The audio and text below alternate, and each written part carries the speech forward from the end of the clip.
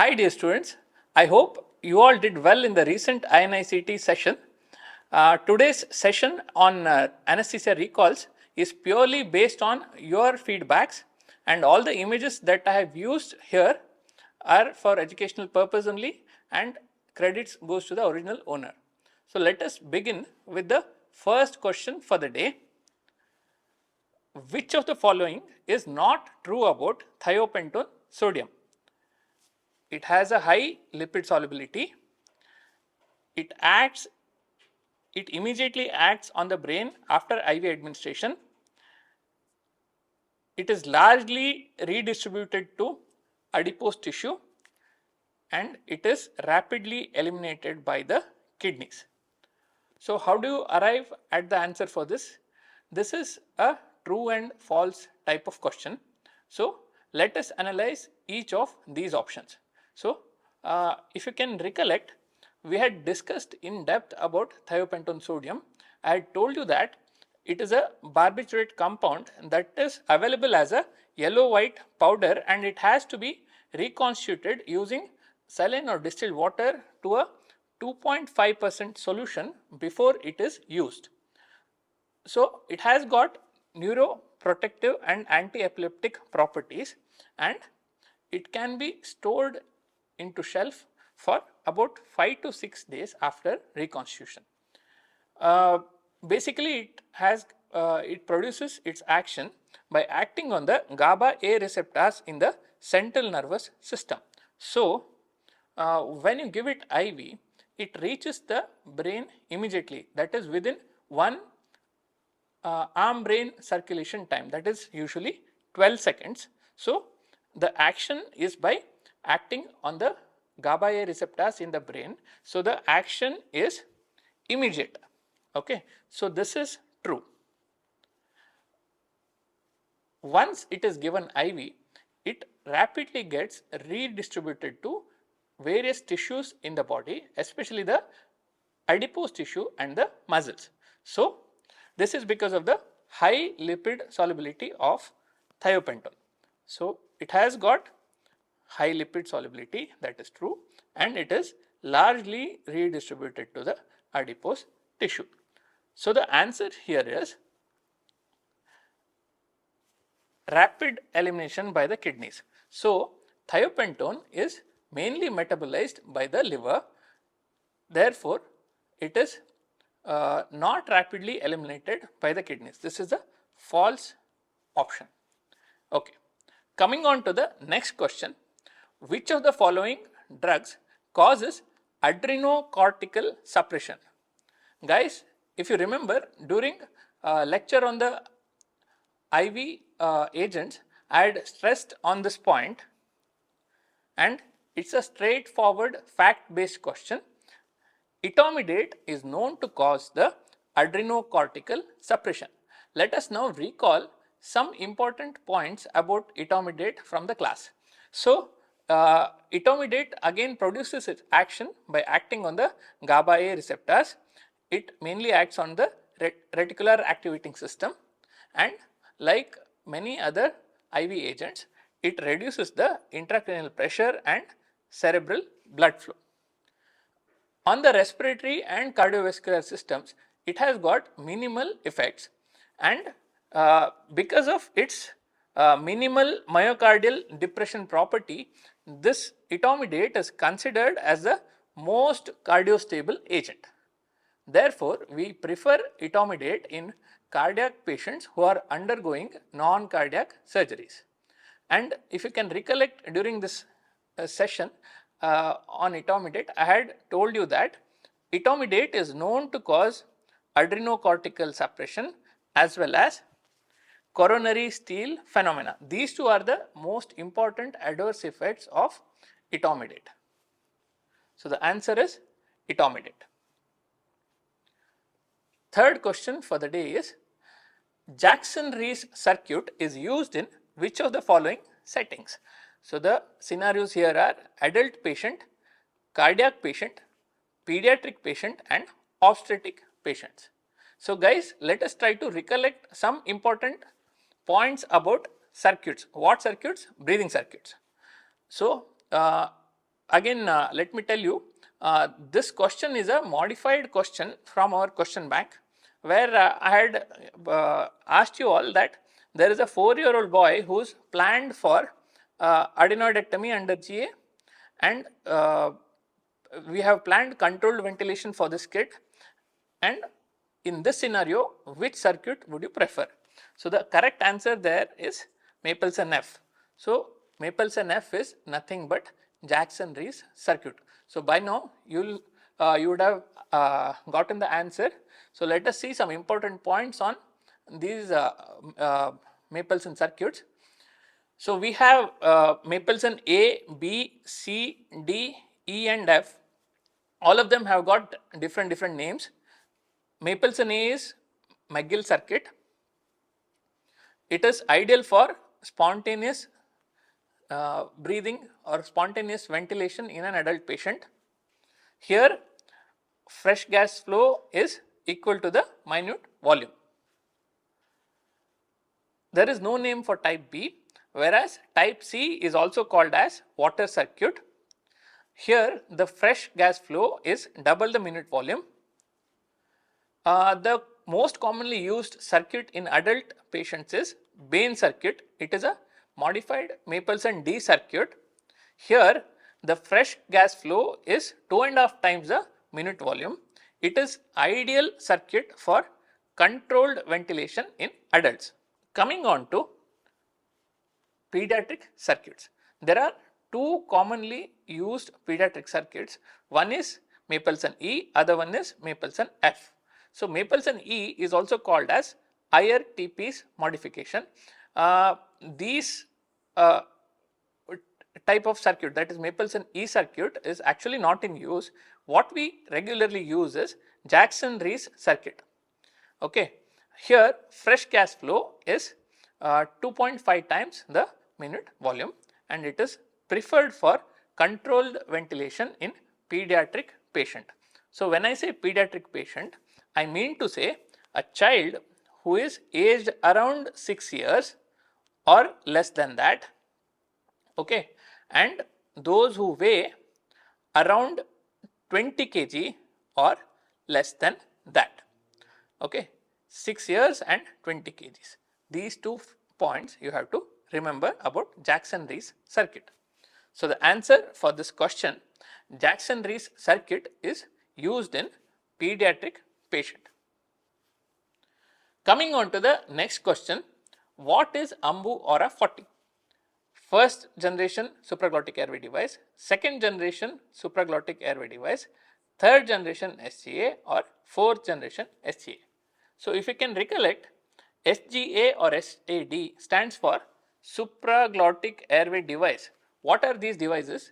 These are special airway gadgets that are used as alternative to endotracheal intubation. So you are aware, when you do an endotracheal intubation, the endotracheal tube passes through the vocal cord and the tip lies in the trachea. It lies within the lumen of the trachea.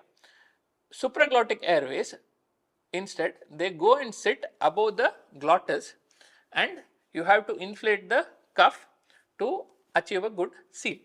Yeah. So first ever supraglottic airway that was introduced in the market was LMA Classic. It was introduced by Dr. Archie Brain in 1983. Since then, many devices have hit the market and they have become very popular, and they have become indispensable part of our regular anesthetic practice. So initially, when Archie Brain introduced his LMA Classic, it had a primitive design. What was there? There was a tubing, and at the end of the tubing there was a cuff. It was a leaf shaped cuff that would go and sit on the glottis, and it was an inflatable cuff that had to be inflated using air, using a pilot balloon system. Yeah. So this was a primitive design. Many companies modified this device and they introduced their own versions, okay, and it became very popular in regular anesthetic practice. But when we started using it, we realized that the seal achieved is not perfect with this LMA classic. Okay. Yeah, and patients would aspirate the gastric contents. So, this would lead to aspiration pneumonia and sepsis and many grave complications. To prevent that, they came up with a newer design. So, this older design was labeled as the first generation of the LMAs, and the later designs were called the second generation device. So, what was so special in the second generation device? Second generation device came with a separate outlet for suctioning the gastric content. So, it was called the gastric channel. Okay. So, the most authors till date consider there are just two generations of LMAs, the primitive one, that is first, and the later designs which had a gastric channel and some additional features, they were classified as second generation LMAs. So, Miller, who wrote a book on anesthesia, we still consider it as the Bible of the anesthesia. He thought that it is important to consider a reclassification of this old system. Why?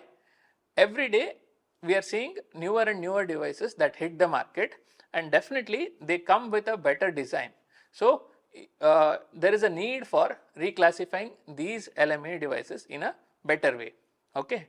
So, in 2004 he came up with the first classification system, and 10 years later in 2014, okay, in 2014 he came up with a newer second classification system which he published through a publication, and there he classified the LMAs based on the sealing mechanism. Based on the sealing mechanism, he classified the LMAs as first generation, second generation and third generation LMAs.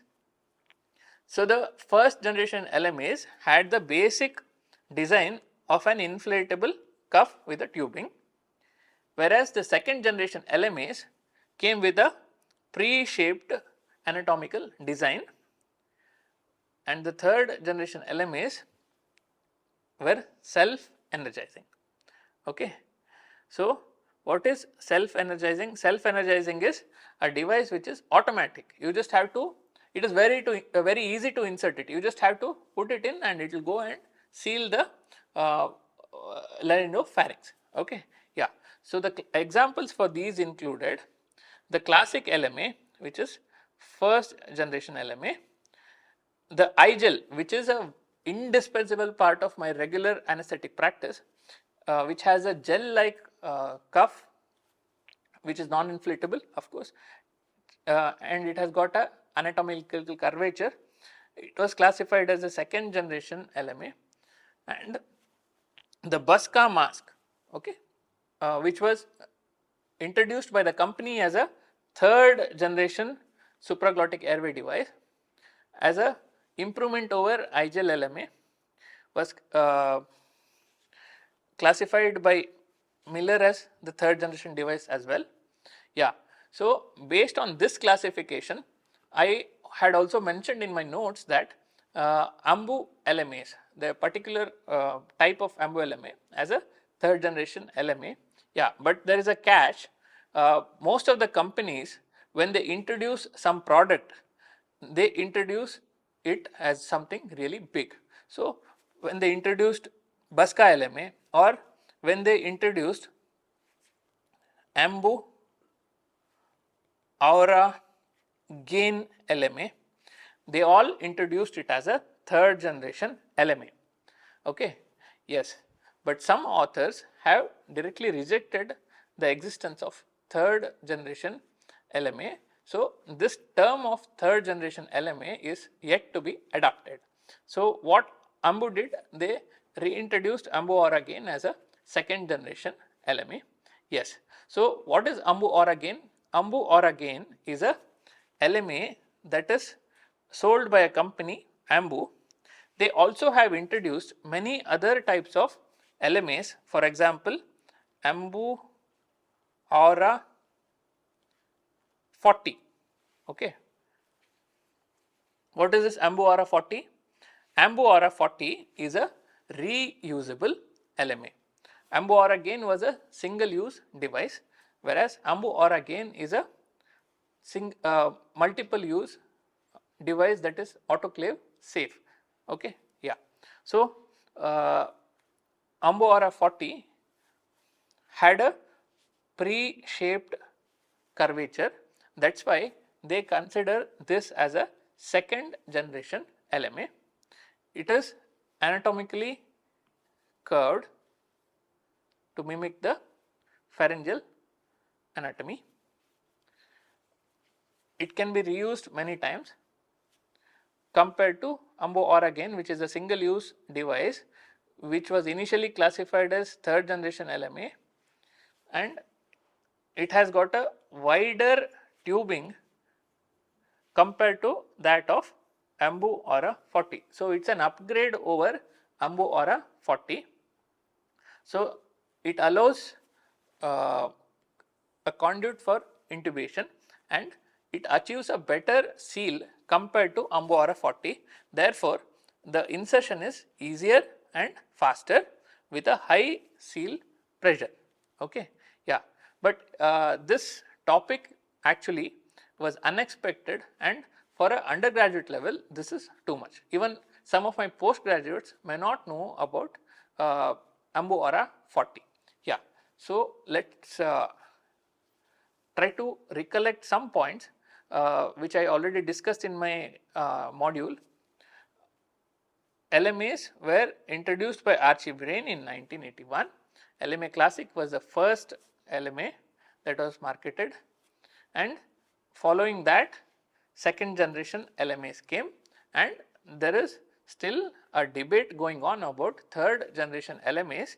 Miller, which is a standard textbook, proposes 3 generations of LMA, whereas many authors are against it. Okay. For a detailed video on this, you can refer my lecture in the chapter airway management on a topic airway equipment from this timestamp. Okay. Yeah. So, the answer for this question is second generation is supraglottic airway device. Coming on to the next question for the day, what is the preferred technique for pain management in a patient with pain and difficulty in breathing due to flail chest following fractures of 3rd to 6th ribs following chest injury? Okay. They are asking you what you have to do in addition to giving analgesics if the patient has severe pain and inability to breathe. So, what are you going to do? How are you going to achieve analgesia here? Obviously, you have to supplement some block.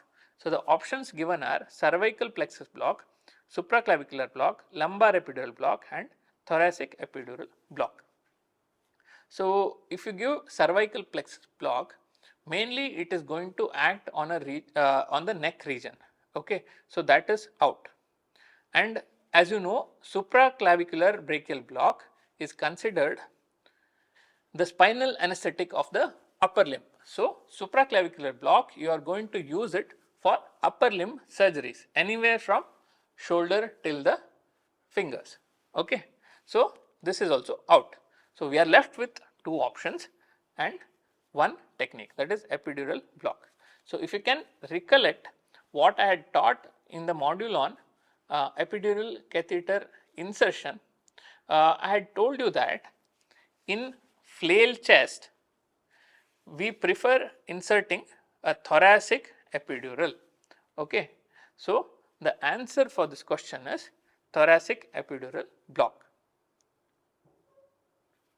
The next question, which of the following interventions is recommended to improve neurological outcomes in comatose patients following cardiac arrest?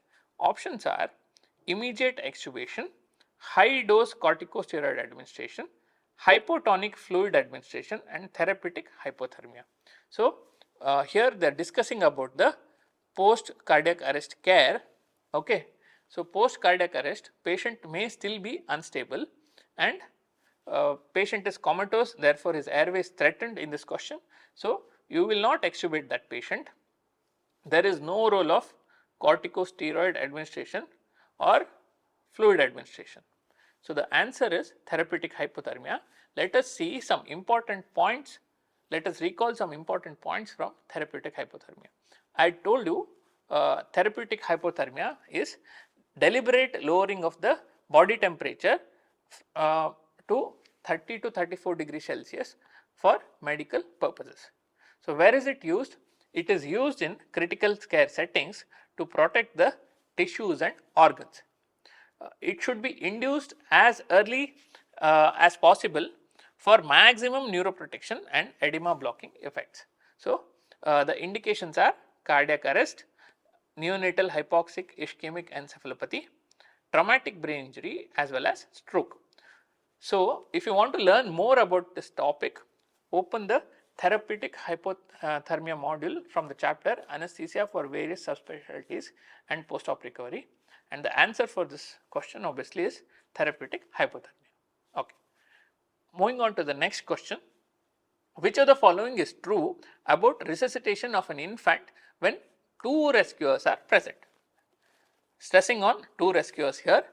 So, options are adenosine must be administered by intraosseous route only, adrenaline must be administered in 1:1000 concentration at a dose of 0.01 milligram per kg, compression ventilation ratio is 30:2 and the depth of compression should be 1/3 of AP diameter of chest. So, which of them is true? So, if you recall, adenosine is not used in children, it is an antiarrhythmic drug, we do not use it in children. So, this is false. Okay. Yeah. Adrenaline must be administered at a dose of 0.01 mg per kg is correct, you can give it intraosseously or intravenously, but the concentration that we use here in cardiac arrest is not 1:1000, it is actually 1:10,000. Okay. So, this option also is wrong. Compression ventilation ratio is 30:2. This is slightly confusing. Okay. If you can recollect, the compression ventilation ratio scenario for children, adults and infants is slightly different. Okay. Also, this question is a slight variation of AIIMS 2019 question, which I put here.